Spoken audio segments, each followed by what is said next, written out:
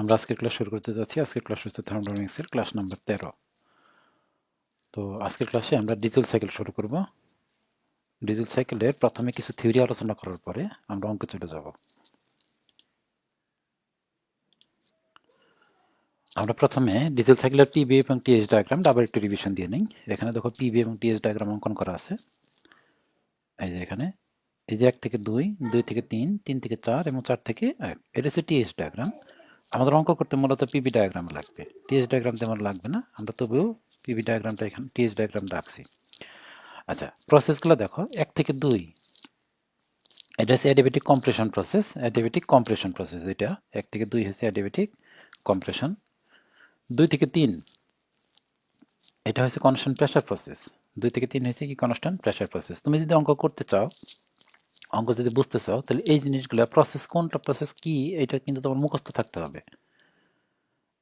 বুঝাবুঝির কিছু না, মুখস্থ থাকতে হবে যে 2 থেকে 3 কি প্রসেস। আমি যদিও এই 2 থেকে 3 কি প্রসেস এটা বোঝাইছিলাম যে সোজা রেখা থেকে প্রসেস চিনতে হয়, বাঁকা রেখা থেকে প্রসেস চিনতে হয় না, নিয়ম শিখাইছিলাম। কিন্তু এখন একদম ঠোঁটের আগে থাকতে হবে যে 2 থেকে 3 কি প্রসেস, কনস্ট্যান্ট প্রেসার প্রসেস। 3 থেকে 4, 3 থেকে 4 হয়েছে অ্যাডিয়াবেটিক এক্সপানশন প্রসেস, মানে 3 থেকে 4 অ্যাডিয়াবেটিক এক্সপানশন মানে ভলিউম বাড়ছে। আর 4 থেকে 1 হয়েছে কনস্ট্যান্ট ভলিউম প্রসেস। বুঝতে পারছি? আবার বলি 1 থেকে 2 হয়েছে কম্প্রেশন প্রসেস। 1 থেকে 2 হয়েছে কম্প্রেশন। কি কম্প্রেশন? Adiabatic compression. এখানে কিন্তু আর কোনো কম্প্রেশন নাই, এটাই 1 থেকে 2 হয়েছে কম্প্রেশন। আবার 2 থেকে 3 এটা হচ্ছে constant pressure process. Constant pressure process. 3 থেকে 4 হয়েছে এক্সপানশন, মানে ভলিউম বাড়ছে, এটা হচ্ছে অ্যাডিয়াবেটিক এক্সপানশন। আর 4 থেকে হচ্ছে কনস্ট্যান্ট ভলিউম প্রসেস। এখন এই এখানে এই এটা কিভাবে কাজ করে, এটা পিস্টন সিলিন্ডার দিয়ে আমরা দেখি একটু, মানে এই জিনিসটা কিভাবে কাজ করে আমরা একটু দেখব।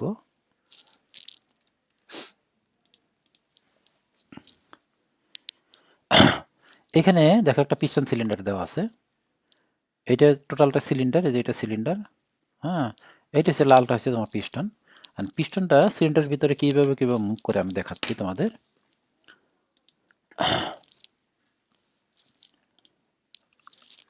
পিস্টনটা কি করে কি, এখান থেকে এখানে এখানে ছিল না প্রথমে, এখান থেকে আস্তে আস্তে আস্তে আস্তে এদিকে আসে, এদিকে আসে।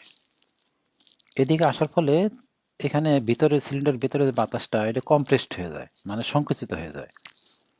আর বলি দেখো, সিলিন্ডারের ভিতরে বাতাস আছে, বাতাসটা কিভাবে আছে এটা তোমার জানার দরকার নেই, ওইটা আরেকটা ব্যাপার। এই যে ইনটেক বাল্ব দিয়ে বাতাসটা ঢুকবে, প্রথমে এইখান থেকে এখানে যাবে, ওইটা আলোচনা পরে করি আমরা। তার মানে আমরা ধরে নেই সিলিন্ডারের ভিতরে কিছু বাতাস আছে। আমি যে পিস্টনটা যদি এখান থেকে এখানে নেওয়া শুরু করি, তাহলে কমপ্রেসড হইতে থাকবে, মানে একে থেকে আমরা আছি একে। পিপি ডায়াগ্রামে দেখো আমরা এই যেখানে আছি, যেখানে আছি একে আছি, একে থেকে আমরা কোথায় যাব, আস্তে আস্তে ভলিউম কমতেছে, মানে কমপ্রেসড হইতেছে, সংকুচিত হইতেছে, সংকুচিত হইতে হইতে হইতে হইতে কোথায় চলে যাব আমরা, আমরা চলে গেছি এই এখানে, মানে V2-তে চলে গেছি, মানে 1 থেকে আমরা 2-তে চলে আসছি। ঠিক আছে? তার মানে এখানে 1 থেকে 2-তে কি হইলো, এখানে কোনো হিট ঢুকলো না, শুধুমাত্র কমপ্রেসড হয়েছে, মানে সংকুচিত হয়েছে ভিতরের বাতাসটা। আর আমরা জানি ভিতরের বাতাসটা এখন এই পজিশনে আছে, দেখো ভিতরের বাতাসটা আছে তোমার এই যে এই পজিশনে, মানে টোটাল যে বাতাসটা ছিল, বাতাসটা সংকুচিত করে আমরা ছোট্ট একটা জায়গায় নিয়ে আসছি। এখন কোনো কিছু যদি কম্প্রেসড করা হয় বা সংকুচিত করা হয়, তাহলে তার টেম্পারেচার বেড়ে যায়। আর যদি এক্সপান্ড করো বা প্রসারিত করো, তাহলে টেম্পারেচার কমে। তাহলে এখানে টেম্পারেচার কিন্তু অনেক বেশি এখন। আমরা হচ্ছে 2 নম্বর পজিশনে এখন আছি, এখানে টেম্পারেচার অনেক বেশি। এখন কি করবে, এখন কি করবে, এই যে পিস্টনটা দেখতেছো, এই পিস্টনটা আবার এইদিকে আসা শুরু করবে, এইদিকে আসা শুরু করবে, এই দেখো এখানে আসা শুরু করবে, তাই না? মানে ভলিউম আবার বাড়তে থাকবে, এই যে এখান থেকে এখানে আসা শুরু করবে। ঠিক আছে? এই 2 থেকে আবার কোথায় আসবে, 3-এ আসবে। আচ্ছা, 2 থেকে যখন 3-এ আসা শুরু করবে, তখন কিন্তু এখানে টেম্পারেচার অনেক বেশি ছিল, এখানে কিন্তু টেম্পারেচার অনেক বেশি ছিল। এই 2 থেকে 3-এর মধ্যে করা হয় কি, এখান থেকে জ্বালানি প্রবেশ করা হয়, মানে এই সংকুচিত একটা বাতাস আছে হাই টেম্পারেচারে, তখন যদি আমি স্প্রে করে জ্বালানি দিয়ে দিই, তাহলে কি হবে, এখানে আগুন ধরে যাবে। এখানে কি ধরে যাবে, আগুন ধরে যাবে। আগুনে কি করবে, এটা একটা ধাক্কা দিবে, আগুনে কি করবে, এটারে একটা ধাক্কা দিবে। আমরা যেটা করবো আর কি, যে আমরা 2 নম্বর পজিশনে আছি, 2 থেকে 3-এর মধ্যে আমরা জ্বালানি প্রবেশ করবে, মানে 2 থেকে 3-এর ভিতরে এখানে আমরা জ্বালানি প্রবেশ করাবো, আগুন ধরবে। যখন 3-এ আসবে জ্বালানিটা আমরা বন্ধ করে দেব। মানে যখন 2-এ থাকবে তখন আমরা জ্বালানি দেওয়া শুরু করব, স্প্রে করা শুরু করব ভিতরে, মানে সিলিন্ডারের ভিতরে আমরা জ্বালানি স্প্রে করা শুরু করব এবং 3 পর্যন্ত দিতে থাকবো। 3-এ যে আর দেওয়া বন্ধ করে দিব, মানে কাট করে দিব। কি হলো তাহলে? সিলিন্ডারটা যখন এই পিস্টনটা যখন এখানে আছে, মানে 2 নম্বর পজিশন, দেখো এই যে 2 নম্বর পজিশনে আছে, তখন আমরা জ্বালানি দেওয়া শুরু করব স্প্রে আকারে। এখন সিলিন্ডারটা যখন 3-এ যাবে তখন পর্যন্ত আমরা জ্বালানি দিতেই থাকবো। তার মানে জ্বালানি কোথা থেকে কোথায় দিব? 2 থেকে 3 পর্যন্ত আমরা জ্বালানি দিব। কিন্তু 3-এ যাওয়ার পরে এটা কাট হয়ে যাবে, মানে জ্বালানি দেওয়া বন্ধ করে দেব। 3-এ যাওয়ার পরে জ্বালানি দেওয়া বন্ধ করে দেব। আমি দেখতেছি, দেখো আবার আমাদের পিস্টনটা আছে বর্তমানে এই পজিশনে। মানে আমি প্রথম থেকে আবার দেখি, প্রথমে ছিল 1 নম্বর পজিশনে, 1 থেকে কোথায় আসলো, কমপ্রেসড হইতে হইতে হইতে হইতে এখানে আসছে 2 আসছে। এখন 2 আসার পরে একটা ঘটনা ঘটবে, একটা জ্বালানি দেওয়া শুরু করবো আমরা। তাহলে আমরা পিস্টনটা আবার মুভ করতেছে, দেখো আবার মুভ করতেছে, আবার মুভ করতেছে, পিছন থেকে আসতেছে। 2 থেকে আমরা 3-এ যাচ্ছি, এই যে 3-এ যাচ্ছি। 3-এ যাওয়ার পরে জ্বালানি দিতেছিলাম এতক্ষণ পর্যন্ত, এখন এসে কাট করে দিলাম, জ্বালানি আর দেওয়া বন্ধ করে দিলাম। এখন জ্বালানি দিতে দিতে কিন্তু এখানে আগুন ধরে গেছে, তাই না? আগুনে একটা ধাক্কা দিবে ভিতরে। যদি আমি কম্প্রেসড একটা জায়গায় আমি যদি হঠাৎ করে জ্বালানি দিয়ে দিই হাই টেম্পারেচার, তখন আগুন ধরে যাবে, এখানে এক্সপ্লোশন হবে। এটা বলা হয় কি এক্সপ্লোশন, বিস্ফোরণ হবে। বিস্ফোরণের ধাক্কা এটা কি করবে? তখন 3-এ থেকে আবার কোথায় যাবে? 4-এ যাবে। 3-এ থেকে কোথায় যাবে? 4-এ যাবে। দেখো 3-এ থেকে আবার 4-এ যাবে। আবার 4-এ এসে পিস্টনটা চুপচাপ বসে থাকবে, 4-এর থেকে আবার 1-এ আসবে। ওইটা হয়েছে আরেক প্রসেস। তাহলে আমি আবার একটু বলি। পিস্টনটা এখান থেকে 1-এ থেকে শুরু করে এখানে আসবে, কমপ্রেসড হবে।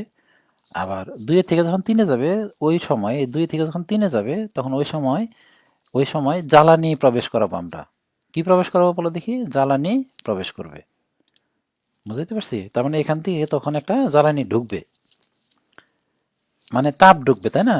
এখান থেকে একটা তাপ ঢুকবে, এই যে দিক দিয়ে, এই দিক থেকে একটা তাপ ঢুকবে। ওই তাপটা আমরা বললাম Q1। ওই তাপটা বললাম কি? Q1। আচ্ছা, এই যে জ্বালানি দেওয়া শুরু করছি 2 থেকে জ্বালানি দেওয়া শুরু করছি, 3-এ যে জ্বালানি দেওয়া বন্ধ করে দিছি, মানে কাট করে দিছি। 3-এ যে জ্বালানি দেওয়া বন্ধ করে দিছি, এটা হচ্ছে কাট করে দিলাম, তাই না? আচ্ছা, এখান থেকে যখন আগুন ধরে গেল তখন 3-এ থেকে আবার কোথায় আসবে? 4-এ আসবে, মানে এক্সপান্ড হবে, মানে পিস্টনটা এখানে চলে আসবে। 4 থেকে যখন 1-এ যাবে তখন এটা কনস্ট্যান্ট ভলিউম। এখান থেকে যে হিটটা ঢুকলো না, যে হিটটা ঢুকছে, এই যেখান থেকে যে হিটটা ঢুকলো, এই হিটটা কিছু অংশটা কি করছে? পিস্টনটা ধাক্কা দিছে, আর কিছু অংশ হিট বাইরে অপচয় হবে। এই অপচয় হিটটা হয়েছে এই দিক দিয়ে বেরিয়ে যাবে, একজস্ট গ্যাসের সাথে বেরিয়ে যাবে, যেরকম। বোঝো নাই? এখান থেকে বেরিয়ে যাবে। এটা হচ্ছে Q2। তার মানে আমরা জানি তাপ ঢুকবে, এবং আবার কিছু তাপ বেরিয়ে যাবে। কিছু তাপ ঢুকবে, সম্পূর্ণটা বের হবে না, মাঝখানে কিছু কাজ করবে। আমরা যদি একটা সিমেট্রিক ডায়াগ্রাম আঁকি, আর ডায়াগ্রামটা দেখতে এরকম হবে, আমি দেখাচ্ছি তোমাদের। আমি কলম দিয়ে আঁকি।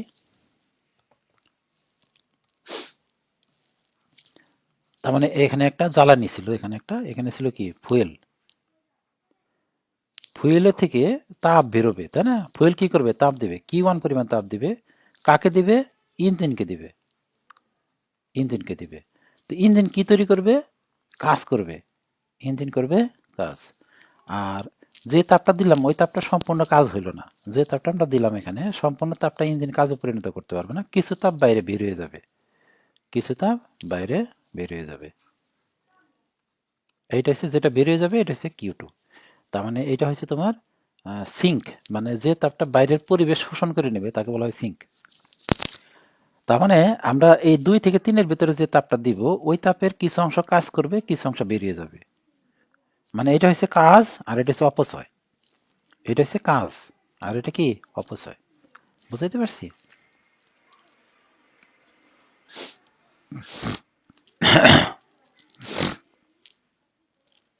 আচ্ছা, এখন এখানে কম্প্রেশন হইতেছে কোথায় কথা, তাই বলো দেখি? কম্প্রেশন হইতেছে তোমার 1 থেকে 2 এর ভিতরে। কম্প্রেশন হইতেছে তোমার 1 থেকে 2 এর ভিতরে। 1 থেকে 2 এর ভিতরে। একটা ভলিউম আছে, এটা হচ্ছে নাম হচ্ছে V1, আর 2 হইতেছে একটা ভলিউম আছে V2। এই দুইটা ভলিউমটা যদি রেশিও করি, এই দুইটা ভলিউমটা রেশিও করা যাবে না? রেশিও করলে হবে, রেশিও ইজ ইকাল টু হবে তোমার বড় ভলিউম বা ছোট ভলিউম। বড় ভলিউম মানে V1 আর ছোট ভলিউম মানে V2।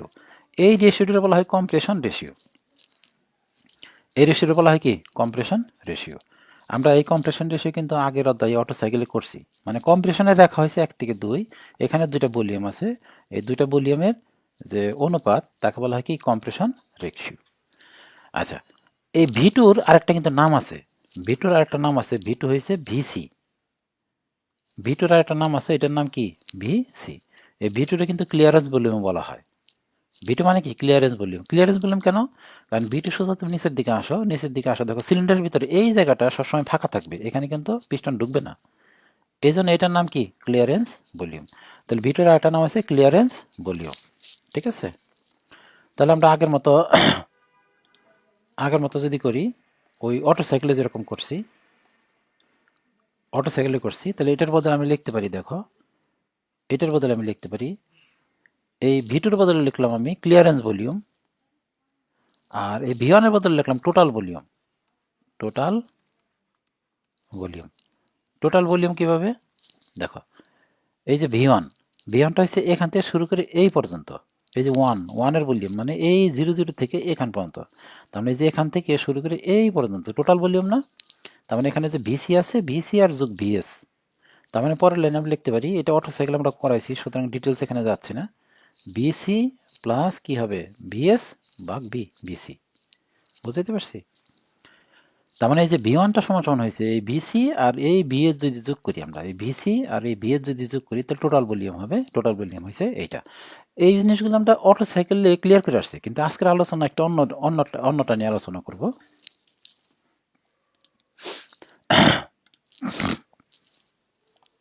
এই যে দেখতেছো এই যে 3 নম্বর একটা ভলিউম আছে, এই 3 নম্বর ভলিউমটা আমরা বললাম V3। এই V3-র আরেকটা নাম আছে, যেমন এই V2-র একটা নাম আছে কি? Clearance volume. এই V3-র একটা নাম আছে, V3-র একটা নাম আছে কাট off volume. Cut off volume. বুঝতে পারছি? V3 তেলার আরেকটার নাম কি? কাট অফ ভলিউম। আচ্ছা, একটু বলো দেখি V1 সমান কত? V1 সমান হয়েছে, V1 সমান হয়েছে ভিসি প্লাস ভিএস। লেখা যায় না এটারে? V1 মানে কি? এই ভিসি প্লাস ভিএস। আচ্ছা বলো যে V3 সমান কি লেখা যায়? V3 সমান লেখা যাবে V2 বা VC, V2 plus VC. V2 আর ভিসিতে একই, প্লাস হয়েছে তোমার এইটুকু জায়গা, এই যে এখান থেকে এইটুকু জায়গা, এখান থেকে এইটুকু জায়গা, কোনটুকু জায়গা আমি দেখাচ্ছি, দেখো এই যে V3 মানে কতটুকু, দেখো V3 মানে হচ্ছে বিসি যোগ এইটুকু, বিসি যোগ এইটুকু না, বিসি যোগ আমি ওইটুকুর নাম দিচ্ছি, দেখো এখানে নাম দিচ্ছি B2 থেকে 3। কোনটুকু?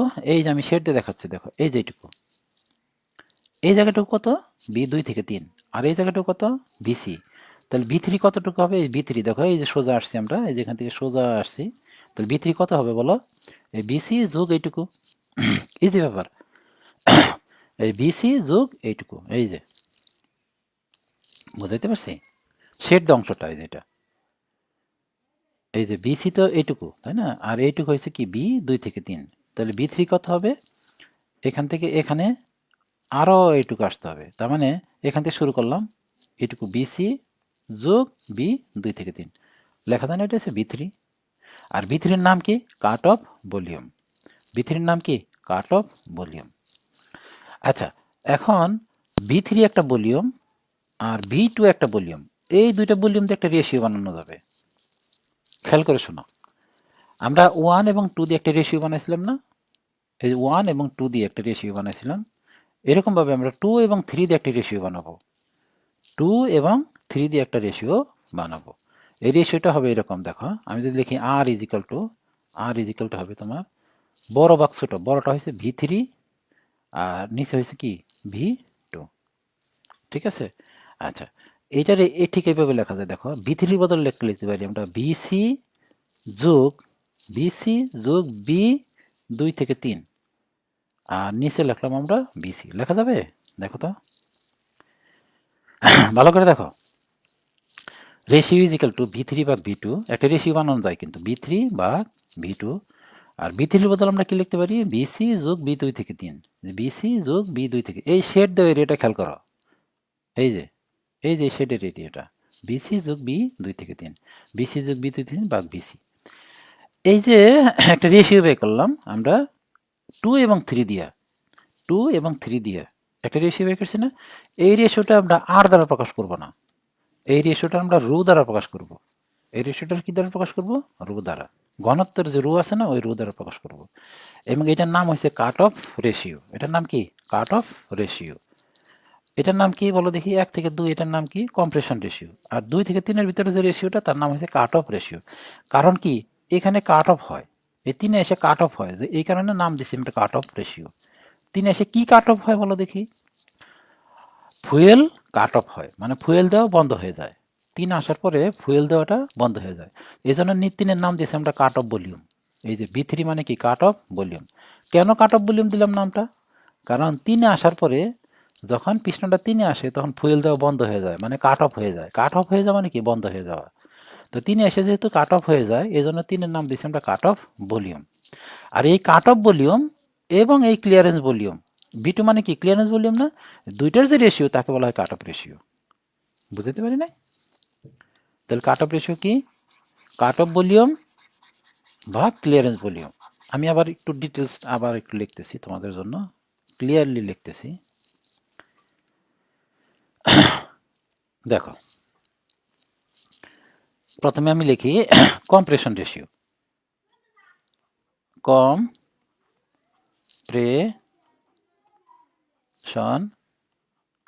রেশিও, কম্প্রেশন রেশিও মানে হচ্ছে R C, R C is equal to, আমি লিখি দেখো, টোটাল ভলিউম, টোটাল ভলিউম বা হচ্ছে ক্লিয়ারেন্স ভলিউম, ক্লিয়ারেন্স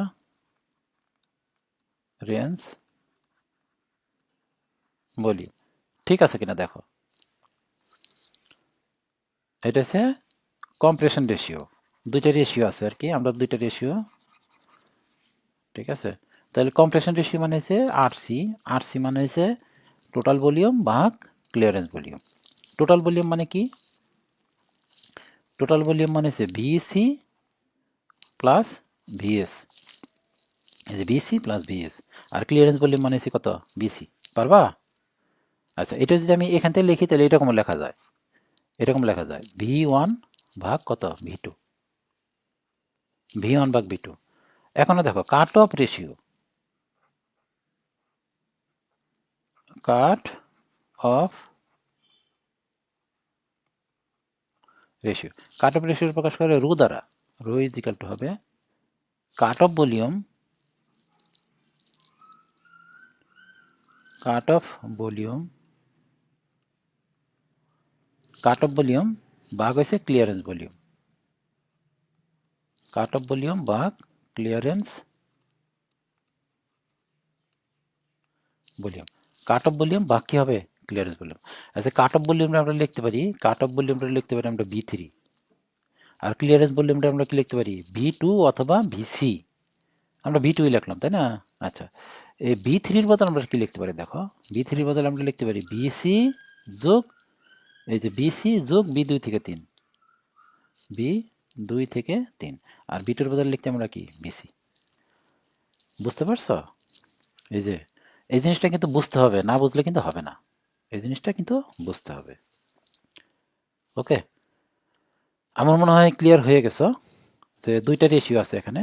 আচ্ছা, আরেকটা রেশিও বলো দেখি, আরেকটা রেশিও বানানো যায় এখানে। আরেকটা রেশিও হচ্ছে তোমার এক্সপানশন, অ্যাডিয়াবেটিক এক্সপানশন রেশিও, দেখো 3 থেকে 4, এটা যদি আমরা লিখি আর ই, আর ই, এই যে 3 থেকে 4-এর মধ্যে একটা রেশিও বানানো যায় না, এটা হবে আর ই ইজ ইকাল টু V4 ভাগ V3, এই যে V4 ভাগ V3, পারবা বানাইতে, V4 ভাগ V3। আচ্ছা, এইটারে কিন্তু আবার এরকম লেখা যায়, দেখো এই যে এক্সপানশন রেশিও লাগছে না V4 ভাগ V3, এইটারে কিন্তু এটাও লেখা যায় V1 ভাগ V3। কিভাবে, কারণ 4 এবং 1 সমান সমান, ফোরের যে আয়তন ওয়ানের আয়তন একই, তাহলে ফোরের বদলে আমরা ওয়ান লিখতে পারি। B four is equal to B one. এই দেখো চারের যে আয়তন একের আয়তন সমান সমান, তাহলে বি ফোরের বদলে আমরা কি লিখতে পারি, বি ওয়ানও লিখতে পারি। ঠিক আছে, আর তো কোনো রেশিও নাই, চার এবং একের মধ্যে কোনো রেশিও হবে না, কারণ চারের ভলিউম একের ভলিউম সমান সমান, তাহলে রেশিও হবে ওয়ান। যে আমি যদি বলি বি ফোর ভাগ বি ওয়ান, বি ফোর ভাগ কত হবে বি ওয়ান ইজিক্যাল টু কত হবে, বি ফোর আর বি ওয়ান একই না, ওয়ান, তাহলে এটার অ্যান্সার হবে কত, ওয়ান। রেশিও হবে কত, ওয়ান। এই রেশিও আমাদের কোনো কাজে লাগবে না, আমাদের এখানে তিনটা রেশিও কাজে লাগবে।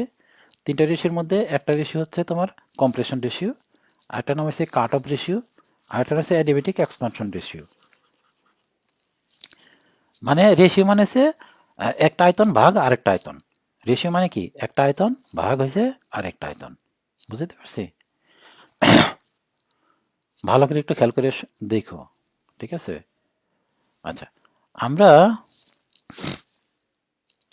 একটু মুছে দিই।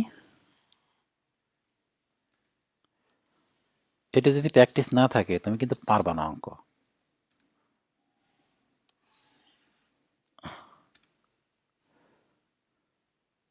তাহলে আমরা দুইটা রেশিও পাইছি, একটা রেশিও হচ্ছে তোমার আর সি, আর একটা হচ্ছে রো। একটা হচ্ছে আর সি আর একটা কি রো। বুঝতে পারছি? এখন এই ডিজেল সাইকেলের এই অঙ্ক করতে গেলে আমাদের অনেকগুলো সূত্র লাগবে অঙ্ক করতে গেলে। যেমন একটা সূত্র হয়েছে এইটা, দেখো তোমার দক্ষতা ইজ ইকাল টু, দক্ষতা is equal to Q one minus Q two ভাগ কত হবে Q one is equal to W ভাগ কিউ ওয়ান। এটা is equal to Q one minus Q two ভাগ কিউ ওয়ান, তাই না? আরেকটা সূত্র হতে পারে এরকম, আমি যদি ডায়াগ্রাম থেকে লিখি তাহলে টি ম্যাক্সিমাম মাইনাস টি মিনিমাম ভাগ কি হবে টি ম্যাক্সিমাম। টি ম্যাক্সিমাম যদি আমি ডায়াগ্রাম দিয়ে লিখি তাহলে দেখো টি থ্রি, টি ম্যাক্সিমাম মানে কত টি থ্রি মাইনাস টি মিনিমাম কত টি ওয়ান ভাগ টি ম্যাক্সিমাম, লেখা যাবে না? এই সূত্রগুলো তো আমরা কার্নোট সাইকেলে করে আসছি, তাই না? কার্নোট সাইকেলে অথবা তোমার অটো সাইকেলেও এই সূত্র ব্যবহার করছি। কিন্তু আজকের চ্যাপ্টারে একটা বিশেষ সূত্র আছে, যে সূত্রতে আমরা শুধুমাত্র ডিজেল সাইকেলের দক্ষতা বের করব। সূত্রটা আমি লিখতেছি, দেখো সূত্রটা হয়েছে eta is equal to, eta is equal to is equal to one minus one ভাগ R C to the power gamma minus one. এটা কিন্তু অটো সাইকেলের সূত্র, তাই না? এইটার সাথে শুধু এইটুকু যোগ করবা, অটো সাইকেলের সূত্রের সাথে এটা হবে রুটি দিব আর গামা, উপরে গামা, নিচে মাইনাস ওয়ান, আর নিচে হয়েছে gamma into rho minus one. এটা হচ্ছে অটো ডিজেল সাইকেলের দক্ষতার সূত্র। তার মানে অটো সাইকেলের দক্ষতার সূত্রের সাথে এইটুকু শুধু গুণ করে দিতে হবে। তার মানে ওয়ান মাইনাস ওয়ান বা R C to the power gamma minus one, আর এখানে এই root to the power gamma মানে cut off ratio minus one, gamma into rho minus one. পারবা সূত্রটা? সূত্রটা মুখস্থ করে ফেলো।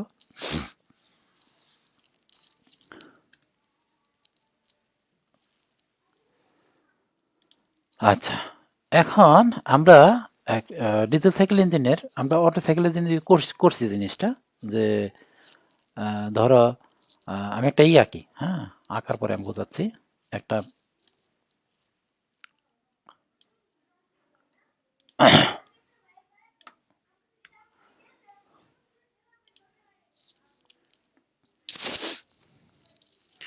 একটা আমরা পিস্টন আঁকছি, সিলিন্ডার রাখছি, সরি সিলিন্ডার রাখছি। সিলিন্ডার এই অংশটা হচ্ছে টিডিসি বিডিসি বোঝাতে, তাই না? এই যে এই অংশটা হচ্ছে এই যে এখান থেকে, আর এইখান থেকে একটা টিডিসি থেকে বিডিসি পর্যন্ত একটা দৈর্ঘ্য। এখান থেকে যে এই দৈর্ঘ্যটা, এই দৈর্ঘ্যটা বলা হয় এল দৈর্ঘ্য, তাই না?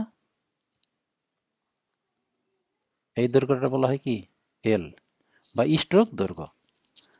এটা স্ট্রোক দৈর্ঘ্য কেন? কারণ এই বরাবর পিস্টন যাতায়াত করবে, পিস্টনটা এই বরাবর কি করবে যাতায়াত করবে। পিস্টন এখান থেকে এখানে যাবে, এখান থেকে এখানে আসবে, এখান থেকে এখানে যাবে, এখান থেকে, এই জন্য এটা হচ্ছে স্ট্রোক লেংথ, এটার নাম কি স্ট্রোক লেংথ। আর এটার একটা ব্যাস দেওয়া আছে, মনে করো এটার একটা ব্যাস দেওয়া আছে, ব্যাসটা হচ্ছে তোমার ডি। আচ্ছা, আমি যদি বলি এই যে এখান থেকে এটুকুর আয়তন কত, এই যে এখান থেকে এটুকুর আয়তন কত, এই আয়তন হবে স্ট্রোক ভলিউম। স্ট্রোক ভলিউম হবে এই ব্যাস দিয়ে একটা এরিয়া বাই করবা, এরিয়া ইন্টু এল। এই যে এখান থেকে এটুকুর আয়তন কত, এরিয়া ইন্টু এল। তাহলে এরিয়া সমান কত হবে, সমানটা পাই ডি স্কোয়ার বা 4 ইন্টু কত এল। স্ট্রোক ভলিউম বের করতে পারবো এরকম, স্ট্রোক ভলিউম বের করা সম্ভব, তাই না? মনে করি এখানে ডি এর মান বসাই দিয়া স্ট্রোক ভলিউম বের করলাম। ধরো এখানে এল এর মান দেওয়া আছে তোমার ধরি, অনুমান করে ধরি এল এর মান দেওয়া আছে 0.2 মিটার আর ডি এর মান দেওয়া আছে 0.1। আমি আন্দাজে ধরতেছি আর কি, ডি এর মান কত 0.1 মিটার। তাহলে বসাই দিয়ে দেখি কত আসে। এখানে হবে তোমার পাই ইন্টু 0.1 স্কোয়ার বা 4 ইন্টু 0.2। কত আসে দেখো। আচ্ছা মাপগুলো মাপগুলো একটু সুন্দর করে ধরি, কারণ একটা আজগুবি ইয়ার মান আসবে, সুন্দর মান আসবে বোঝানোর জন্য। এটা এল এর মান ধরলাম, এটার মানগুলো আমি চেঞ্জ করে ধরি। এই এল এর মান আমি ধরলাম, এল এর মান ধরলাম আমি 3 মিটার, ঠিক আছে। আর ডি এর মান ধরলাম আমি 1.5 মিটার, 1.5 মিটার, তাই না? তাহলে এখানে আমি এখানে বসাই দিব, এই ডি এর মান বসাবো 1.5 আর এটা বসাবো 3 মিটার। তাহলে এটা হচ্ছে 1.5 আর এটা হচ্ছে কত 3 মিটার। এখন ক্যালকুলেশন করে দেখো কত আসে, কারণ একটু আগে থেকে এটা ছিল, এটা একটু অন্যরকম আসতো ক্যালকুলেশনটা, মানে দশমিকে মান চলে আসতো। তো এটা তোমার আসবে 5.3 5.3 5.3 মিটার কিউব। এটা কার মান বলো দেখি, এই বিএস এর মান, বিএস এর মান হচ্ছে 5.3 মিটার কিউব।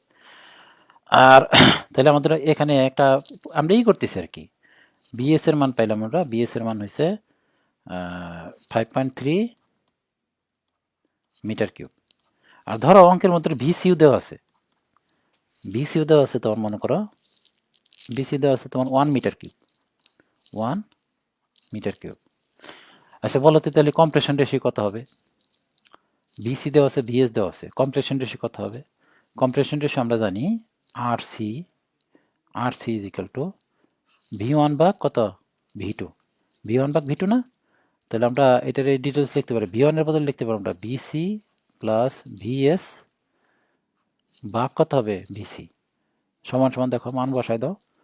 ভিসির মান কত 1 প্লাস ভিএস এর মান কত 5.3 আর বিসির মান কত 1, তাহলে এটা কম্প্রেশন রেশিও হবে 6.3।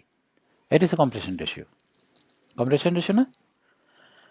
আচ্ছা এখন যদি আমি বলি কত কাট অফ রেশিও কত, কাট অফ রেশিও বের করা সম্ভব না, কারণ 3 মান তো দেওয়া নাই, এই 3 মান দেওয়া নাই, আমরা কাট অফ রেশিওটাই বের করব। আজকের ক্লাসের মূল আলোচনা কিন্তু এটাই, কম্প্রেশন রেশিও তো আমরা পারি, অটো সাইকেলে কম্প্রেশন রেশিও করছি আমরা। আজকের ক্লাসে কাট অফ রেশিওটা অঙ্কে থেকে বের করতে হয়, এটা আমরা বের করব, ঠিক আছে। ধরো আমাদের অঙ্কে বিএস দেওয়া আছে 5.3 আর এটা দেওয়া আছে এইটা, কারণ বি3 কত, বি3 সমান সমান হবে বি3 সমান সমান হবে, তাহলে কাট অফ রেশিও মানে হচ্ছে এইটা, কাট অফ রেশিও মানে হচ্ছে কাট অফ রেশিও হচ্ছে বি3 ভাগ কত হবে বি2। এইটার বদলে আমরা লিখতে পারি, দেখো এটার বদলে আমরা লিখতে পারি বি2 যোগ ওই যে শেড দেওয়া অংশটা, দেখো এই যে একটা শেড দেওয়া একটা অংশ আছে, দেখো এই যেটা, এই যে এই শেড দেওয়া অংশটা বুঝতেছো না? এই যে দেখো আমি উঠাই দিতেছি, এই যে শেড দেওয়া অংশটা, তাই না? ওইটা না? আর নিচে হবে কি ভি2। আমি আর একটু সুন্দর করে লিখতে পারি এটারে, ভি2-র বদলে আমরা লিখতে পারি কি ভিসি, ভি2-র বদলে আমরা ভিসি লিখতে পারি, প্লাস এটার লিখতে পারি বি 2 থেকে 3, এই যে এখান থেকে এটার নাম কি বি 2 থেকে 3 আর ভি2-র বদলে আমরা লিখলাম কি ভিসি। এখন এই বিসির মান তো অঙ্কে দেওয়া আছে 1, এই যে বিসির মান দেওয়া আছে 1 দেওয়া আছে, কিন্তু এই বি 2 থেকে 3 এর মান অঙ্কে দেওয়া থাকবে না, এই বি 2 থেকে 3 এটা আমাদের বের করতে হবে। এইটার বদলে বি 2 থেকে 3 না আছে, এইটার বদলে একটা ডাটা দেওয়া থাকবে অঙ্কের ভিতরে, ওই ডাটাটা আমি লিখি হুবহু, তাই না? আচ্ছা আমি হুবহু লিখতেছি, ডাটাটা কি দেওয়া থাকে ওই ডাটা থেকে আমরা বের করব যে এটা কি অঙ্কে দেওয়া থাকবে। ফুয়েল কাট অফ ঘটে, ফুয়েল কাট অফ ঘটে কাট অফ ঘটে স্ট্রোকের স্ট্রোকের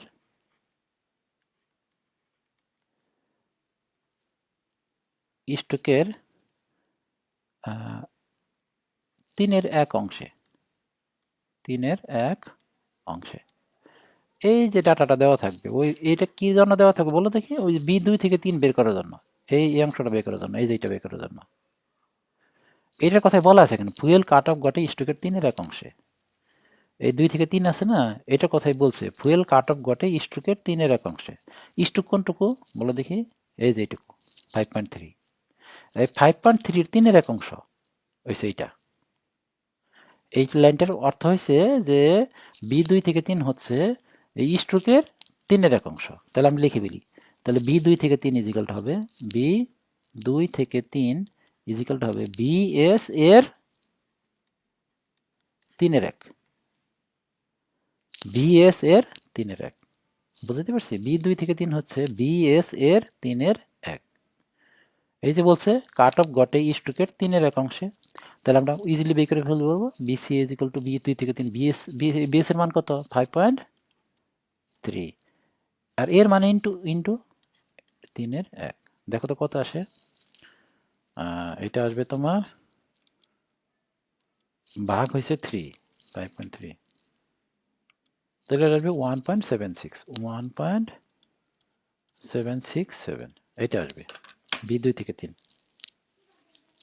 ওকে আচ্ছা তাহলে আমরা বের করতে পারবো না এই তোমার এই যে কাট অফ রেশিও বের করতে পারবো না বসায় দাও বসাই দিয়ে দেখো BCর মান হয়েছে 1 যোগ B2 থেকে 3 আছে না B2 থেকে 3 যেটা দেখো B2 থেকে 3 এর মান হয়েছে 1.767 আর BCর মান হচ্ছে কত 1 তাহলে সমান হবে তোমার 2.767 এটা হচ্ছে কি কাট অফ রেশিও এটা কি কাট অফ রেশিও বুঝাইতে পারছি আচ্ছা অঙ্কে কিন্তু আরেকটা ভাষা দেওয়া থাকে আমি ওইটাও লিখতেছি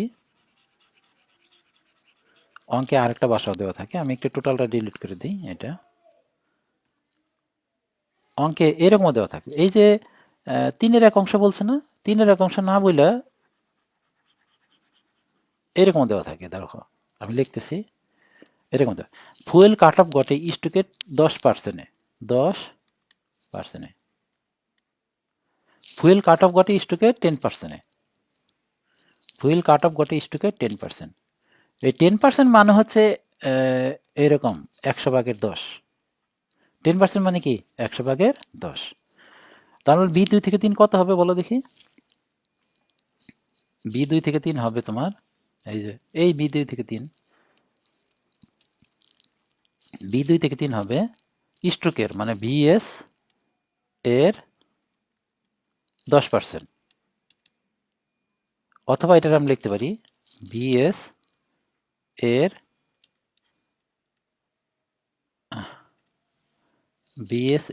আমরা লিখতেছি দেখো 10%-এর বদলে আমি লিখবো 10%-এর বদলে লিখবো আমরা 10/100 এখান থেকে ক্যালকুলেশন করলে কত দেখা BS এর মান কত ওই যে 5.3 আমরা বের করলাম না একটু আগে 5.3 ইন্টু কত আসে দেখো তাহলে আসবে 5.3 ইন্টু 10 ভাগ হচ্ছে তোমার 100 তাহলে আসবে তোমার 0.53 এই যে 0.53 তাহলে ইজিলি আমরা এখানে বের করতে পারবো না এখান থেকে এই যে কাট অফ রেশিও কত হবে B3 ভাগ B2 B3 এই যে এটা তাহলে মান বসাই দাও মান বসাই দিলে BCর মান কত 1 এই যে BCর মান 1 প্লাস B2 থেকে 3 এর মান কত 0.53 আর BCর মান কত 1 তাহলে এখান থেকে অ্যান্সার আসবে 1.53 এটা হচ্ছে কাট অফ রেশিও তো আমি এই কাট অফ রেশিও কীভাবে বের করলাম এইটা তোমার একটু শিখাই দিলাম যে অঙ্কের ভিতরে কি বলা থাকবে এই যে কাট অফ ঘটে স্ট্রোকের এত পার্সেন্টে কাট অফ ঘটে স্ট্রোকের 7/1 অংশে এরকম বলা থাকলে আমরা এই B2 থেকে 3 বের করব প্রথমে আমরা স্ট্রোক ভলিউম বের করব স্ট্রোক ভলিউম বের করার পরে আমরা এটা বের করব ওকে তো আগামী ক্লাস করতে চাইলে তোমার এই জিনিসগুলো ক্লিয়ার করে নিয়ে আসতে হবে আমি যে ক্লাসে করালাম এই জিনিসগুলো ক্লিয়ার করে নিয়ে আসতে হবে তাহলেই তুমি আগামী ক্লাসের অঙ্ক তুমি বুঝতে পারো। আগামী ক্লাসে আমরা অঙ্ক শুরু করব। আর আজকের যে ক্লাসটা নিলাম এই ক্লাসটা হয়তো আপলোড দিতে পারবো না, কারণ ফেসবুকে সমস্যা করে, আপলোড নিচ্ছে না, ভিডিও আপলোড নিচ্ছে না। আমি অলরেডি আপলোড দেওয়ার চেষ্টা করতেছি সকাল থেকে। বীজগণিত ক্লাস একটা দিয়েছে আলমগীর, ওইটা আপলোড দিতে পারতেছি না। এই ক্লাসটা হয়তো আপলোড হবে না আর কি, কারণ ফেসবুকে একটু সমস্যা করতেছে আর কি। যদি দিতে পারি তাহলে হবে, না দিতে পারলে কালকে দিব। ওকে, আজকের ক্লাস এখানে শেষ দিচ্ছি। খোদা হাফেজ।